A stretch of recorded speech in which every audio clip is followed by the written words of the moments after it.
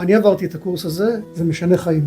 וכאילו באמת זה עמוק, זה מעניין. הרבה יותר ערוצים של מידע רוחני שאני מצליח להבין אותם. הגעתי לכאן דרך אמא שלי. בהתחלה לא הבנתי על מה כל האייק. כל פעם הייתה חוזרת באורות הביתה. אמרתי, אמא, יש לה זאת התג'דננה. עד שאני הגעתי, ואז אמרתי, וואו. יש את החיים שלפני ויש את החיים שאחרי. כי אתה כבר לא יכול להסתכל על החיים באותה נקודת מבט. לפני 45 שנה בערך למדתי קבלה, וסוף סוף מצאתי כאן את מה שהיה חסר לי מאז שהפסקתי ללמוד קבלה ועד היום. כאילו זה באמת, זה משתווה, לפחות משתווה למה שלומדים בקבלה. ואת מעבירה את זה בצורה מושלמת. פשוט חוויה מטריפה.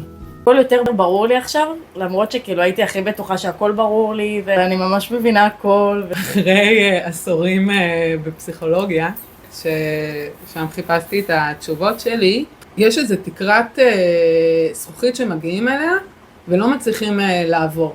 והקורס הזה הוא פשוט נותן לך מענה שעוקף את אותה תקרת זכוכית. אז מסעות שכבר ראיתי בהם, הקורס הזה עזר לי לעבור תהליכים.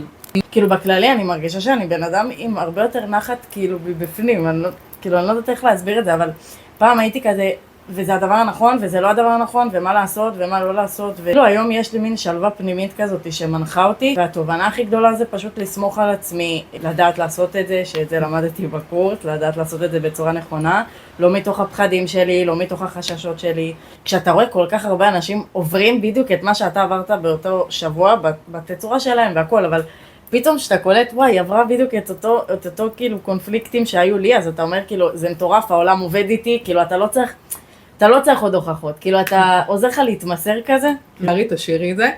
ליערית יש מלא חוכמה. כאילו באמת אם להגיע לקורס, זה זכות לקבל מהחוכמה שלה, זה מטורף, זה היסטרי. מסכימה. ולהגיע לאחד המקומות בעיניי, הכי בינגו. אני המלצתי כבר ריקוי הסביבה שלי. אני מרגישה שאני קיבלתי ממש כלים מאוד מאוד רציניים מהחומר ומהתוצאות ומהעוצמה שהקורס הזה נותן. אני גרסה יותר טובה של עצמי וגם להשפיע על אחרים. אני התכחשתי הרבה מאוד שנים לקטע הרוחני. פחדתי מזה, פחדתי מעצמי. הדבר הראשון שהרגשתי זה נחמה. כשהתחלתי להבין בצורה יותר ברורה מה קורה לי. אני נתקלת באיזושהי סיטואציה שמשהו בבן אדם נראה מעצבן אותי, ואני לא מצליחה להוציא אותה משם. אבל כשאני עוזבת את זה, אני עוזבת את הרעיון לשנות אותו, אלא יותר מתמקדת במה אני צריכה. זה כאילו איכשהו נהיה פתאום שיפור. זה קסם כזה. הדבר שהכי היה לי גם חשוב, הקטע שזה באמת, זה לא בדמיון, זה לא הכל מכתוב, יש המון משחק פה. ומבחינתי זה לא רק כאילו מדהים, זה מגניב, זה כאילו בוא לשחק עם החיים. שמה שבאמת מגניב, בעזרת פעולות פשוטות, גשמיות, כל פעם לפי הצבע, לפי האור, כל שבוע, שאפשר לעשות עבודה רוחנית. זה לא שלא ידעתי את זה, אבל באמת הרגשתי על בשרי כמה זה הדרך העקיפה הזאת, כמה השפעה יש לזה. כל שבוע היה איזה משהו מטורף, זה היה בהגזמה, זה היה כאילו להוכיח לך שבאמת יש מאחורי זה משהו.